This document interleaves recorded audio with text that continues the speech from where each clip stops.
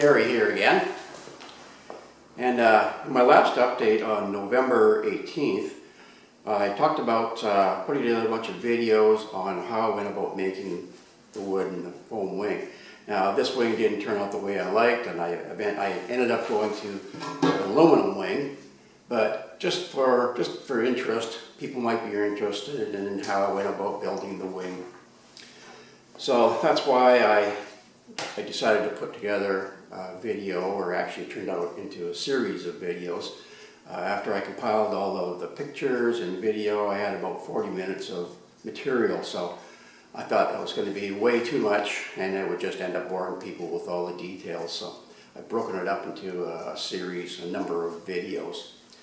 So first off, I have to explain that I've built many wood and foam wings for RC aircraft before. And this is a good example. This yellow one here is, I'll just reposition the camera. This yellow one is a good example of a wood and foam wing. So this wing is just made from white foam. It's got a little tiny hemlock spar running through it. And that's about it. The foam has been cut to the airfoil, and then it's covered in brown paper, and then covered in one layer of 2.5 ounce glass and one layer of 3/4 ounce glass. This whole wing weighs 2 pounds 4 ounces, and you can see it in comparison to the other wing. It's actually quite a bit longer, quite a long span. So very strong, very rigid.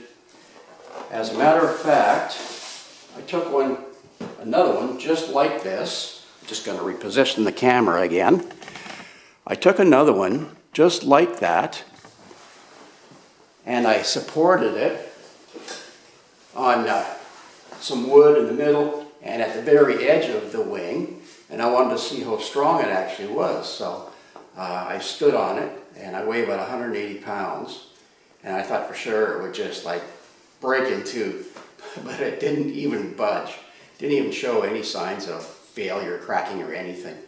So I started bouncing on it, and still nothing. And I had to actually get to the point of almost jumping on top of the wing before it actually failed. So they're very strong, very rigid.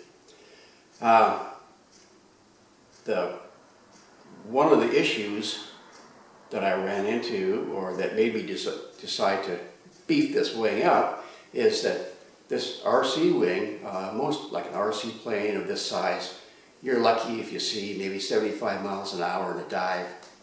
But the race car wing, I know for sure are going to be going more than double that speed. So 165, 170, 175, I'm not really too sure yet, but somewhere's in that range.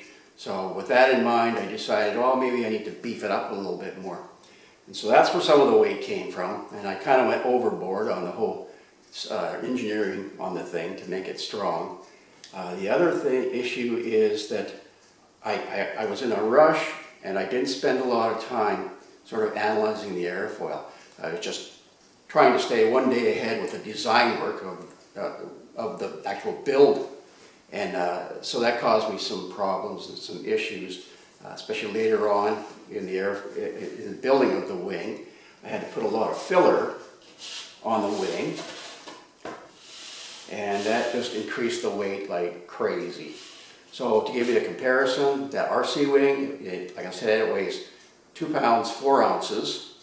This aluminum wing, all in with the spill plates and the handles and everything, it comes in at 12 pounds 13 ounces. This wing, before any fiberglass or anything, it weighs almost 10 pounds. So I just wasn't happy with that at all, just too heavy, and decided to shelve that and go ahead and build the aluminum wing. And I'll put together a bunch of videos after I've done this series on the wooden wing. I'll put together a bunch of videos on the aluminum wing as well. So the videos will just be numbered, part 1, part 2, part 3, whatever. The first 3 videos after this one were done as I was just starting to build the wooden wing. So they explain the whole design process and why I chose to go that direction, and sort of gives you some initial understanding of what's happening there. And the rest of the videos are mostly pictures with narration. And then some videos thrown in here and there to explain things. So with that, I'll cut this video off, and we'll catch you next time in part 2. Take care.